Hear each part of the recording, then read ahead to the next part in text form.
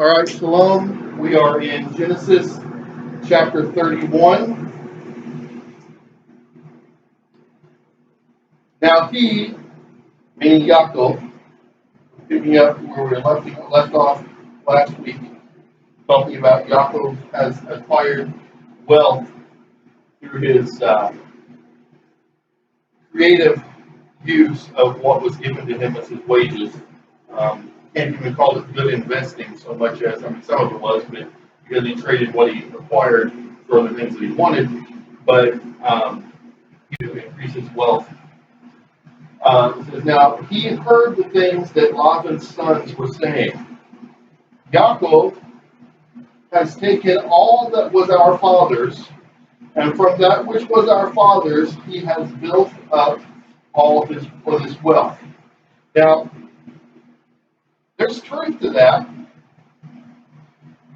There's truth that they took what was their father's and turned it into wealth for himself. But what they're forgetting is that he took only the things that their father offered to him.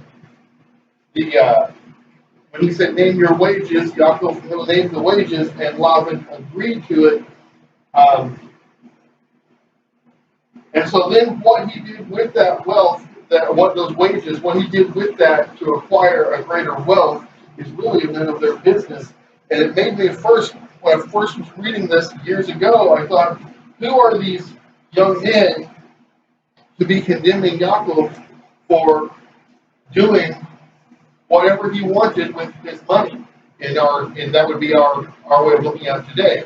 If I hire someone and I give them money for what they do, it's not the place of my children to then say, look, that person only got rich because they did something with what my father paid them for services.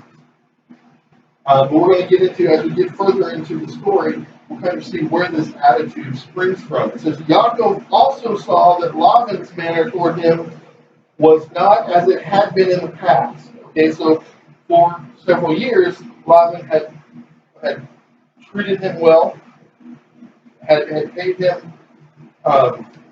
We'll get into what he paid him here in a minute, but they had an agreement, and he had worked for him. We're going to find out it was 20 years, but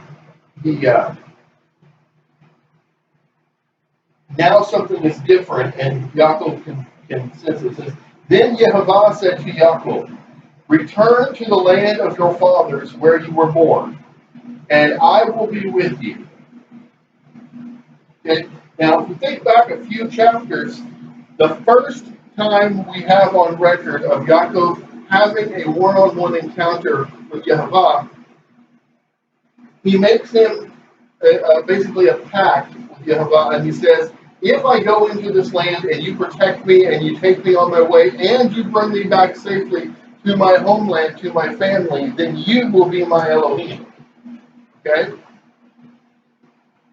This is Yehovah saying, you remember 20 years ago when you told me if I would do these things, I would be your Elohim? Guess what? Today is the day. Get up, get ready, you're going home, and I am going to be your Elohim. He's going to hold him to that pledge. It says, Yaakov had Rachel and Leah called to the field where his flock was, and said to them, I see that your father's manner toward me is not as it has been in the past. But the Elohim of my father has been with me. You notice he still doesn't say my Elohim. Okay? This is one of the reasons why when people say that salvation, the sanctification, you go down to the altar, you say the prayer that they tell you, bam, you're saved, and they have this once saved, always saved concept. And I'm not preaching against eternal security. I believe in eternal security, but you got this idea out there, once saved, always saved. You say the prayer, that's all you got to do. There's nothing else involved, and they don't preach progressive sanctification. This is a man who made a deal with the creator of the universe. He says, if you will do these things, then I will be yours and you will be mine. But those things that he said, That pact that he made has not been fulfilled either direction yet. He has not made it home, and therefore he has not given himself fully over to the Elohim of his fathers. Took a lot more than one encounter for him to get this sanctification. Because as you know, I have served your father with all my might, but your father has cheated me, changing my wages time and again. Okay, now interestingly enough, there are two other translations we've been studying last night. I was studying in the Complete Jewish Study Bible. Lisa was studying in her New King James, and they both say he's changed my wages 10 times. Okay, having gone to the concordance now today, having opened it up, having looked at the actual Hebrew and the actual literal meaning, it is he has changed it 10 times. Now, why the Jewish Publication Society says time and time again?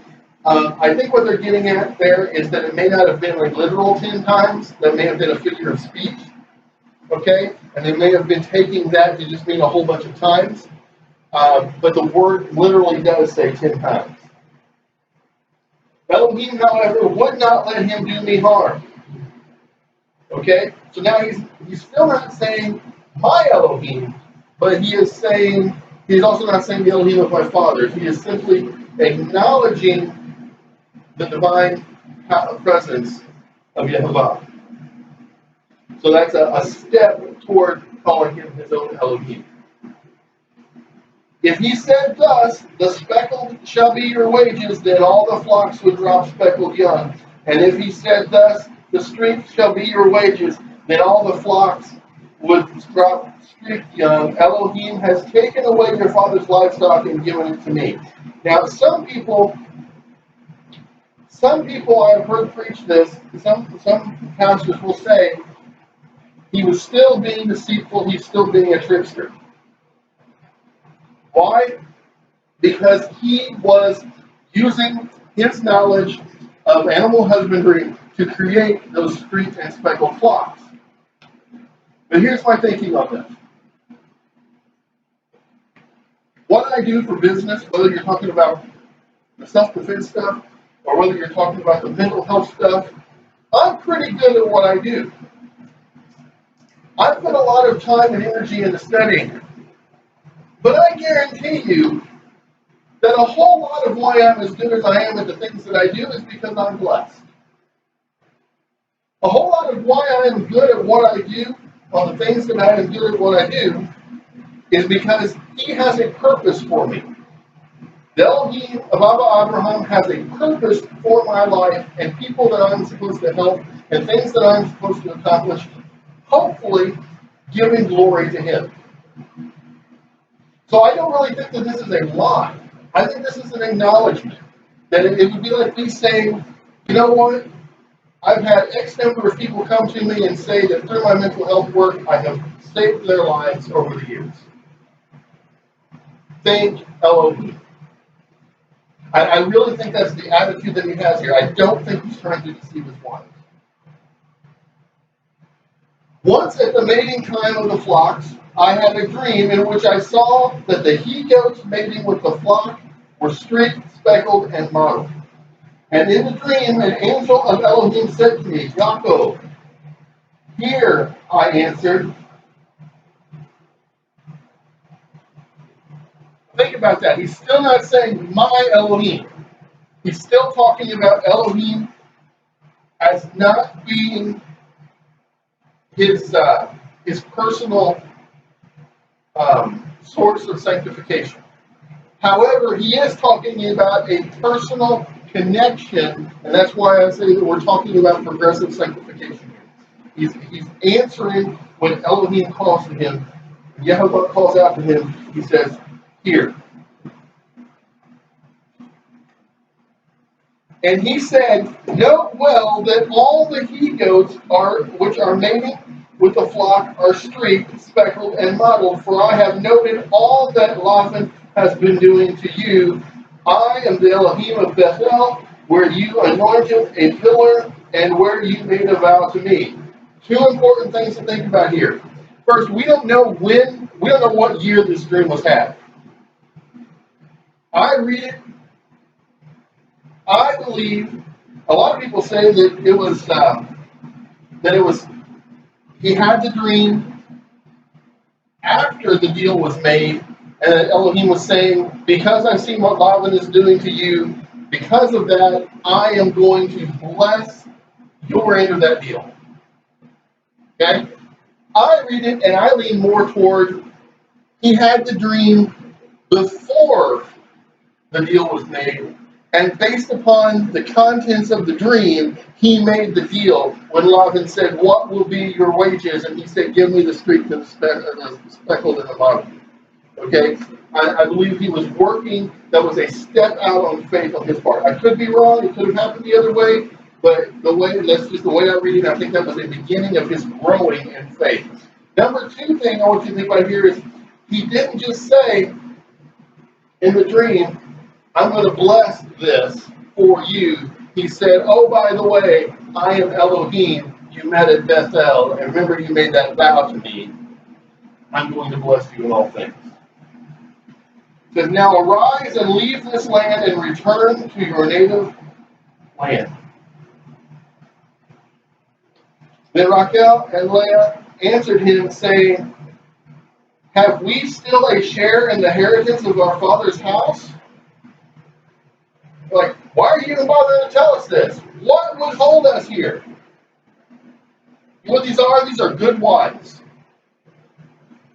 Too many wives today, and husbands too, but too many wives today, when a husband says, it's time to get up and move, whether it's physically move or spiritually go in a different direction or what the situation is, too many wives answer with, "But what will my parents think?"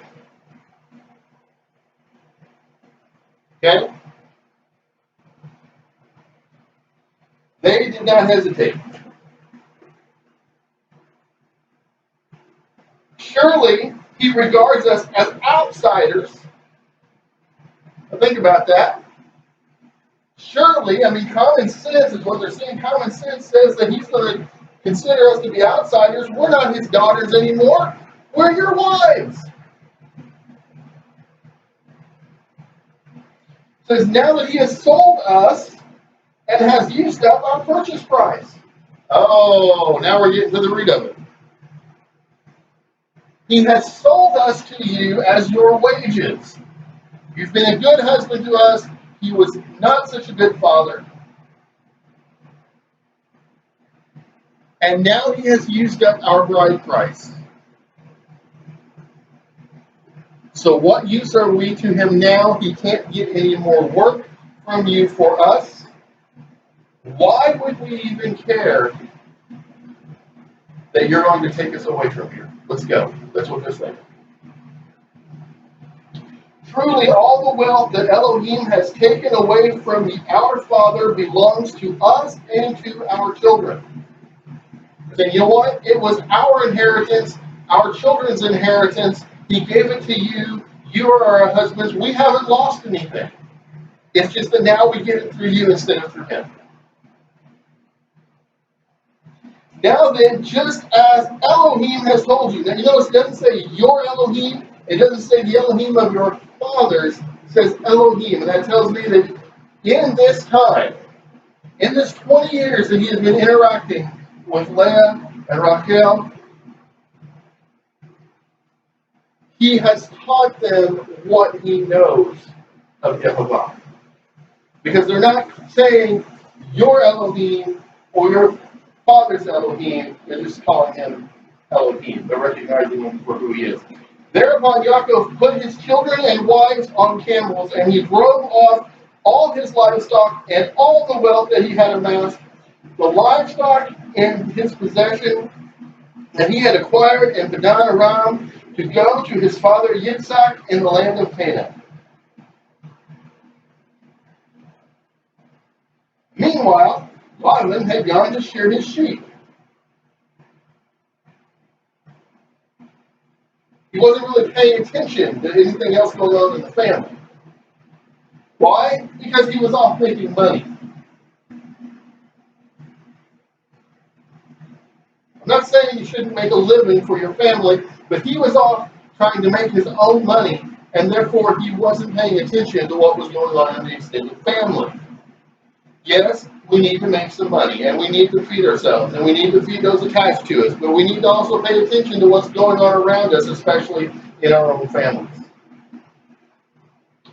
Meanwhile, Laban had gone, and Raquel stole her father's household idols. Ouch. Now, this has been a point of contention between scholars for as many generations as this word has been passed down.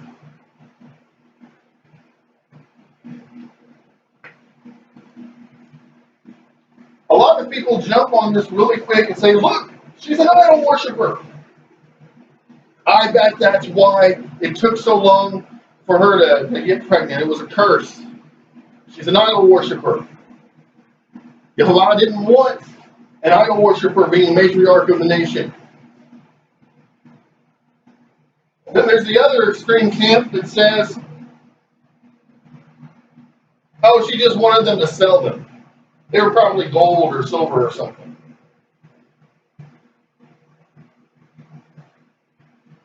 And then there's a middle of the road camp that says they'd been there her whole life. And it was something that would remind her of her home. And as much as her father had mistreated her, she still wanted something to remind her of his home. And there's another middle of the road camp that says her father had so mistreated her and her husband, and despite how blessed they were, they would have been even better off if he had just been honest with them that she took his most prized possessions because she could not have his love. And that's the camp that I lean for. And I'm not telling anybody here what to believe. I believe there's probably more credence to her being wounded emotionally and mentally by her father's actions. And she was striking back. And I'm not condoning that. I'm saying just looking at human nature. She already had more wealth than he had through her husband. Why would she sell them? Why would she want them to sell them? She'd been terribly treated growing up and as an adult woman by her father. Why would she want to remember that?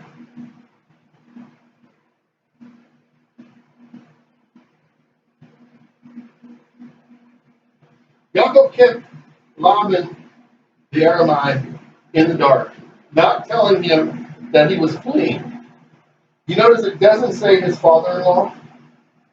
We talk about say Moshe. It talks about his relationship with his father-in-law. All through Scripture, Laban is simply called Laban the Aramite. Okay, he's referred to as Jacob's mother's brother, his wife's father.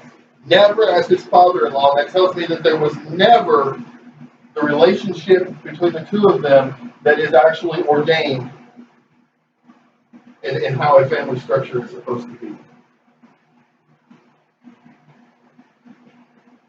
So he kept him in the dark, not telling him that he was fleeing, and fled with all that he had. Soon he was across the Euphrates and heading toward the hill country of Gilead. Interestingly, we're going to get down here in a minute. We're going to talk about Galed. But it's interesting. The Complete Jewish Study Bible seems to indicate that the land was not yet called Gilead at that time, when the land of Gilead gets its name from Galed, which is the monument, the memorial we're going to read about. It says, on the third day, Laban was told that Yaakov has fled. You know, first couple times I read through this years ago, I thought 3 days, but then I remembered he took his own flocks 3 days' journey away from Laban's, so not to mix them, so there wouldn't be any confusion. And he had his sons tending them separately. And I think there was probably another servant or one of Leah and Rachel's brothers, or someone who ran back, but it took him 3 days to get there to Laban to tell him that Jacob had fled. And so he took his kinsmen with him and pursued him a distance of 7 days, catching up with him in the hill country of Gilead. But Elohim appeared to Laban the Aramean in a dream by night and said to him, "Beware of attempting anything with Yaakov, good or bad." It's interesting. The Complete Jewish Study Bible breaks this down differently. It breaks it down as beware of saying anything to him, good or bad. Okay? Because in other words, whatever you say to him, I'm going to honor. Whether you honor it or not, Laban, I will honor it.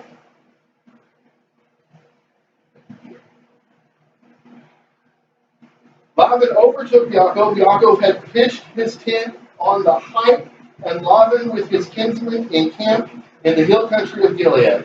And Laban said to Yaakov, "What did you mean by keeping me in the dark and carrying off my daughters like captives by the sword?" Now stop here for a second. This man has never treated these women like daughters. When they were children, he treated them like servants. When they were married, or old enough to be married, he treated them like commodities. When they were married, he cheated their husband. Took food from their mouths, literally. And now he says, "What are you doing, carrying my daughters off like captives of the sword?" And he says this to the man who purchased them at the price of his own sweat.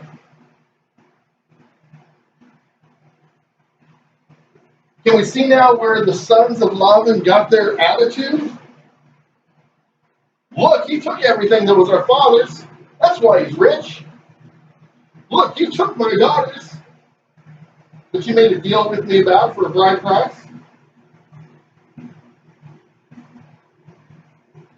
Why did you flee in secrecy and mislead me and not tell me?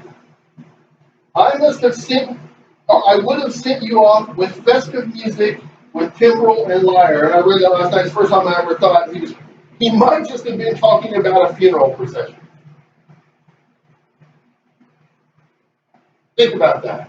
As dishonest as this man is, as crooked and deceitful as he is, yeah, he might have sent him off right over to Boot Hill, so to speak. You did not even let me kiss my sons and daughters goodbye. Here's the problem. He doesn't treat the daughters like daughters. He doesn't treat the son-in-law like a son-in-law, but he wants to kiss the sons and daughter of those daughters and son-in-law goodbye because he calls them his sons and daughters.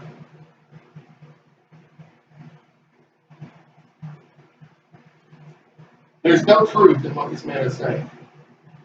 Every word he has said so far has been deceitful. It was a foolish thing for you to do. I have it in my power to do you harm. Yeah, that would be exactly why Yaakov got up and left without announcing it. But the Elohim of your father said to me last night, beware of attempting anything with Yaakov, good or bad. Very well. Okay, again, beware of saying to Yaakov anything good or bad is a clear translation there. What bugs me about this line is he's still saying the Elohim of your father. The Elohim of Yaakov's father had spoken to him in a dream in such a manner so powerful that he's now not going to try to kill Yaakov and take everything back, which is obviously his intention when he set out. And yet it never seems to occur to him that he heard from the Elohim of Yaakov's father, but never from his Elohim to tell him, hey, we got stolen.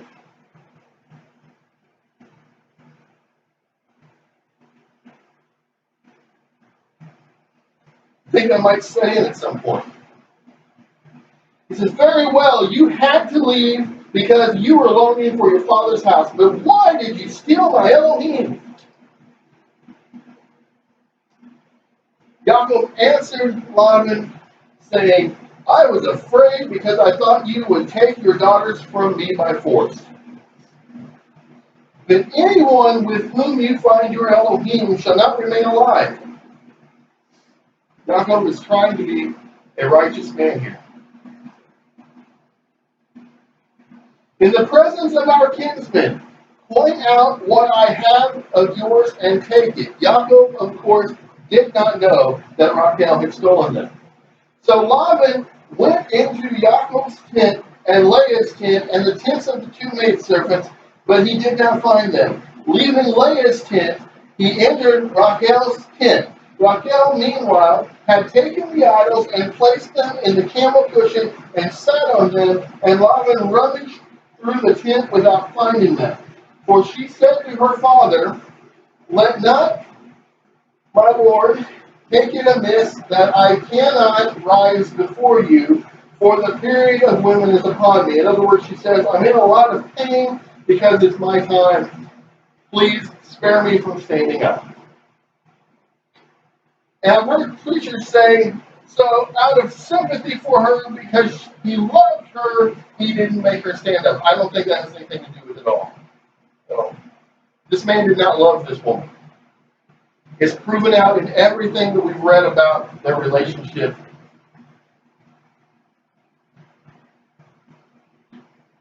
Every single bit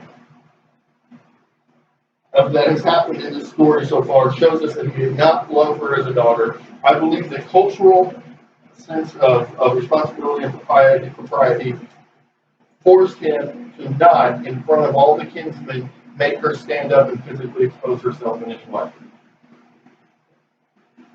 I think that's the only thing that held him back.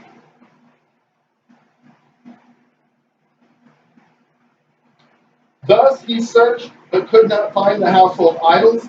Now Yaakov became incensed and took up his grievance with Laban. Yaakov spoke up and said to Laban, what is my crime? What is my guilt that you should pursue me? You rummaged through all my things. What have you found of your household objects? In other words, show me one thing here that's not mine. Set it here before my kinsmen and yours, and let them decide between us two. In other words, he says, I'm not even going to try to prove the point. You prove the point to everybody else. If everybody else says you're right, I'll go with it.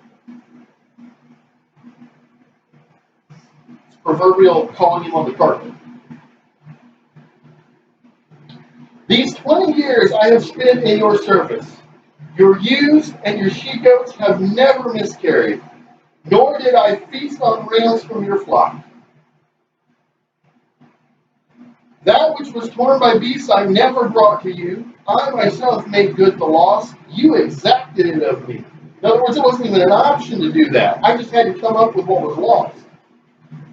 Whether snatched by day or snatched by night. Often scorching heat ravaged me by day, and frost by night, and sleep fled from my eyes. Of the 20 years that I spent in your household, I served 14 years for your two daughters, and 6 years for your flocks. And you changed my wages time and again, literally 10 times. Had not the Elohim of my father, the Elohim of Abraham, and the fear of Yitzhak, I love that, because fear of Jehovah, Scripture says, is the beginning of knowledge. He says the beginning of wisdom. The fear, he says, of Yitzhak. He says, I see wisdom in what my father believes. Can we see a progressive sanctification here? He's been with me. You would have sent me away empty-handed. But Elohim took notice of my plight and the toll of my hands, and he gave me judgment last night. Says, for 20 years you've done me wrong, and last night, the Elohim of Abraham made it right. Then Laban spoke up and said to Yaakov, the daughters are my daughters. This man doesn't get it. In mental health, there's a term for this. Astronomy. is when someone is so mentally ill that they convince themselves of a history that never happened. I see clients like this. Now, I'm not talking about people who get confused and have to be reminded of what really happened. I'm talking about people who cannot be convinced that something didn't happen the way they think it happened, because that is the only way they can deal with what actually happened, and not, or by not facing it. The children are my children, and the flocks are my flocks. All that you see is mine. That is one sick man. This man is a textbook of mental illness. Whether he really believes all of this or whether he's lying to his own satisfaction, it takes a mentally ill person to do either one. It says, yet, what can I do now about my daughters or the children they have borne? Come then, in other words, your Elohim, that's what he's saying, your father's Elohim, but he's calling his, basically. It says, has decided already. He says, come then, let us make a pact, you and I, that there may be a witness between you and me. See, that's what Yaakov just did with all the kinsmen. So let them be a witness. And Laban decides to make it sound like it was his idea, or he has a grander idea, because it's not good enough to just let Yaakov be right. Thereupon, Yaakov took a stone and set it up as a pillar, and Yaakov said to his kinsmen, gather stones. So they took stones and made a mound. You know, it says Yaakov's kinsmen. You know what that tells me? It tells me that every patriarch, with the exception of Binyamin, because he hadn't been born yet, every patriarch, with the exception of Binyamin, probably took part in the building of this monument. That makes it far more than an agreement, a monument of agreement between a father-in-law and a son-in-law. This is a testimony to every Israelite to come. So they took stones and made a mound, and they partook of a meal there by the mound. Laban named it Yegar Sahadutha, but Yaakov named it Galed, which is what I was talking about, the Complete Jewish Study Bible seems to indicate that this is where Gilead gets its name. It says, and Laban declared, the mound is a witness between you and me this day. And those two names literally mean the heap of witness. One's in Aramean, the other is in Hebrew. It says, that is why it was named Galed and Mizpah. Now, Mizpah there is an interesting Hebrew word. It literally means a watchtower or a tower for a watchman. Okay? Which seems to indicate, if you read it in the Complete Jewish Study Bible, it seems to indicate that maybe an angel stands there, marking this place, guarding this place. It says, because he said, may Yehovah watch between you and me when we are out of sight of each other. If you ill-treat my daughters, though no one else is about, remember, Elohim himself will be witness between you and me. Okay? So this is sounding like a pretty good agreement, right? Yaakov's ready to agree. And Laban said to Yaakov, here is the mound, and here the pillar which I have set up between you and me. This mound shall be witness, and this pillar shall be witness that I am not to cross to you past this mound. You hear that? Laban is not allowed to pass the mound. And that you are not to cross to me past this mound and this pillar with hostile intent. Now think about that. He's saying, I and my people won't come to you past this point. You can't come past this point if you have hostile intentions. Okay? He's saying, I'm not going to even come over here anymore and give the inkling of hostile intentions because Elohim, the Elohim of Abraham told me to leave me alone. If you want to come back to Padan Aram, you want to bring your family, I'm going to leave that door open, but don't be coming past here with hostile intentions. I think that's a very interesting kind of subnote there in the pack. It says, may the Elohim of Abraham and the Elohim of Nahor, their ancestral deities, judge between us. Herein lies the problem. Initially, he said, let the Elohim of Abraham judge between us. Now he wants to put this subnote in there, and the world does this to us all the time. The secular church does it to us every day. We'll respect your beliefs, but we want to add in this pagan stuff. Okay? Oh, we completely respect that you're a Messianic Jew. Come fellowship with us. Oh, by the way, now we're going to slip in this thing that we know you don't believe in, and we know is against your everything that you've every bit of the pact that you've made, the covenant that you've made between you and the Creator. But we're going to slip it in here, and we want you to be okay with it. And Yaakov swore by the fear of his father Yitzhak. Catch that?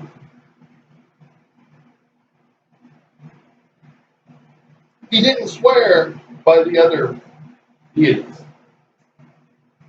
He swore by the fear of his father Yitzhak, and only by him. Yaakov then offered up a sacrifice on the height and invited his kinsmen to partake of the meal. After the meal, they spent the night on the height. All of them. Doesn't say that Laban left. They made an agreement. They made a pact. And they let it be. So long as Laban didn't pass the marker, and Yaakov didn't pass it with hostile intentions, everything would be fine. You got a midrash?